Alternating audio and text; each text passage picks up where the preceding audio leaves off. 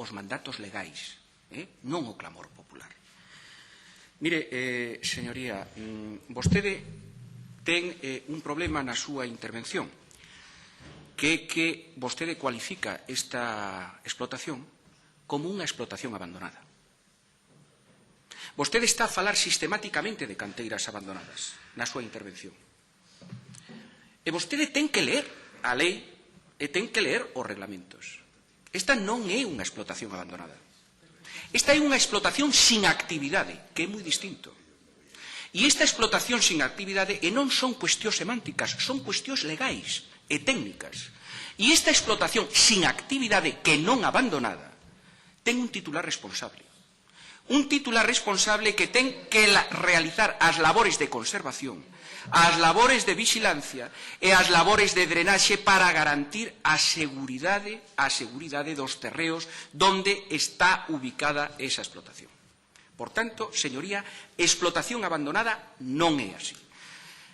O incidente de Monteneme débese a tres causas, señoría, a tres causas. Primeira causa, e non as establezco en grao de ponderación, sino simplemente as enumero. Primeira causa, unhas circunstancias climatolóxicas moi adversas.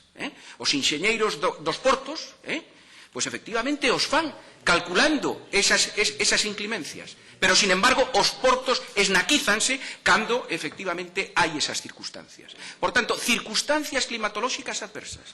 En segundo lugar, unha situación que vostede non quiso reparar nela, unha situación xurídica singular.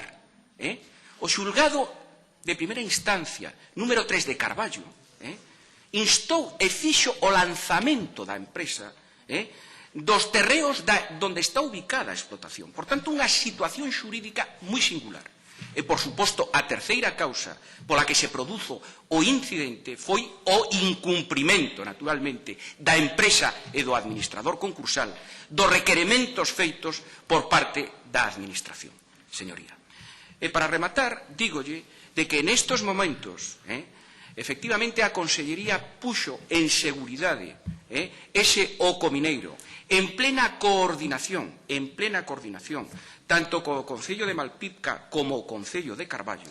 Quero salientar aquí a lealtade institucional exemplar que houbo lugar co Concello de Malpica, co Concello de Carballo e coa Xunta de Galicia, precisamente para poñer en seguridade ese oco mineiro e para identificar e inventariar os danos causados, precisamente os montes e os particulares e os traballos realizados polo propio Concello, foron perfectamente identificados e perfectamente avaliados. Eses danos están trasladados a compañía de seguros, que efectivamente teñen un seguro de responsabilidade civil que está vixente e que fará frente efectivamente a esos danos.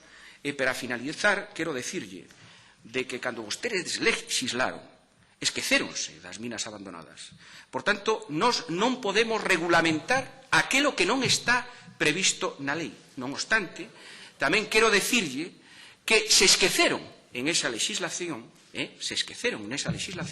daquelas explotacións que tiñan os seus dereitos otorgados con anterioridade ao ano 2008 e que tiñan a súa actividade parada, estaban sin actividade con anterioridade ao ano 2010, ano en que entra en vigor o Real Decreto 975/2009, que é o que establece a obrigatoriedade dos avais medioambientais. Con anterioridade ao ano 2010, eses avais eran de carácter potestativo. Por tanto, señoría, ese é o mensaje que lle quero transmitir.